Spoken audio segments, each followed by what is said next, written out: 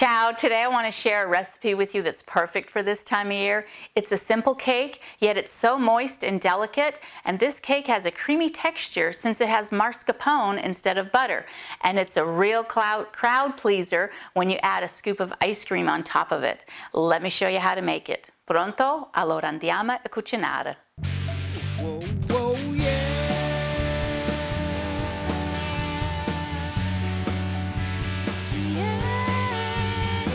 Ciao, my name is Lucia. I bring meals and memories to your kitchen through wholesome Italian cooking, and today I'm making an apple cake for you.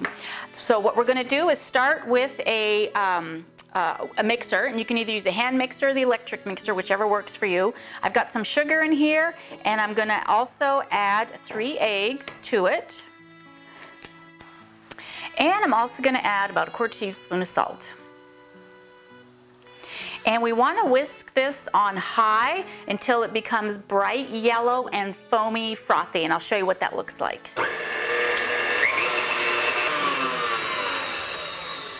Now we can see how it's nice and frothy. This is what we're looking for. It takes about 2 to 3 minutes. And now we're going to add our mascarpone. And you want to make sure your mascarpone is nice and soft so it's nice and creamy as the whisk blends it with everything.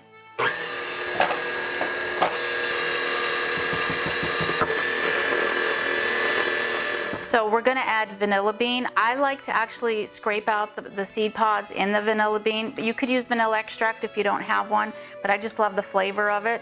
So we just cut it down the middle, and then with the knife we just want to go in and scrape all those beautiful pods out and add it to our blender. Now don't throw this away, because you can actually put this in milk and give it your milk a vanilla flavor, or you could dry it and break it up with some sugar and have vanilla sugar. So keep it. So now the next step is to add flour with the baking powder. So I'm going to add the baking powder first, make sure that gets all incorporated, and then I will add the flour.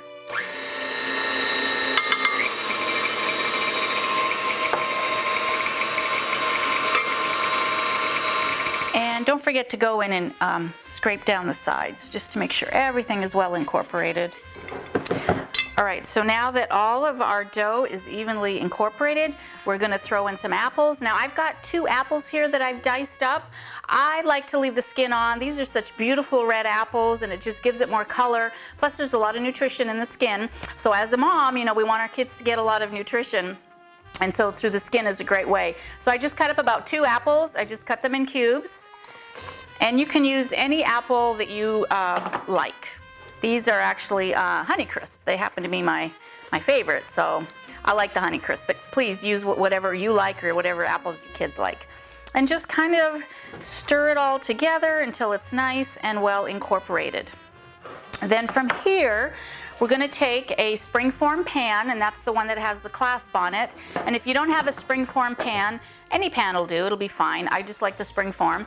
I did butter it, and I'm now going to add the batter into the buttered dish. And you want to try to spread it out as evenly as you can. It's a little sticky, but that's okay. So now we have our beautiful pan apple cake. We can leave it like this, or what I like to do is I just like to add a little extra to the top and make it look fancy. So I will take my apple and I will do apple slices. So I will cut the 2 halves, the hips of the apple. I have a mandolin, and I will just go ahead and slice to get nice thin slices. And then the 2 sides, I just cut around the core this way, so that I can still get full half pieces, and then I will slice it like this. All right, so now what I do is I just start taking my little wedges and work in a circular motion. And don't worry about it being perfect, and if you run out of apples towards the end, you can always kind of respace them out a little bit. So it's really not a big deal.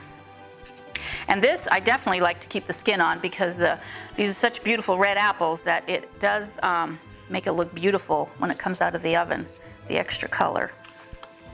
And then as you get to the end here, you just want to pick this one up just so you can underlay it. There you go. And then in the middle, we do the same thing. And if you have extra apples and you see there's some space, we can now go ahead and incorporate these little extra pieces. And finally, just to gild the lily a little bit more, I'm just going to take some raw sugar and just kind of sprinkle on top so we get a nice glaze. And then I also like to dollop just a little bit of butter. I put about, I don't know, 6 or 8 little pieces just evenly over the top. And this will just help the apples not dry out while they're in the oven. All right, perfect. So now this is going to go in the oven for at 350 degrees, anywhere from 55 to maybe 60 minutes depending on your oven. But you'll see it'll come up really nice and it'll look cakey. And so yeah, I would say about 55 minutes at 350 degrees. Our dessert just came out and the house just smells of apples.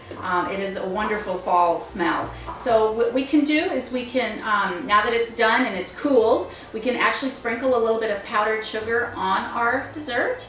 And it just gives it an extra nice little touch. And you can see the beautiful skins of the apples, how it really adds a lot of color to this dessert. Now you want to use a serrated knife when you cut. Oh my gosh, look at all that goodness. You can see the apples and you can see how moist this cake is. This is really going to be a crowd pleaser. Your family is going to love this dessert. And you can even add ice cream to it, which is just really going to step it up a notch. This is a great and easy dessert for family that's going to come visit you during the holidays, or even if your friends are coming over for coffee. And if you're not sure what to make for dinner this week, I have an awesome recipe that'll go perfect with this dinner right over here. So click here and I will see you over there. Bon appetit. Ciao.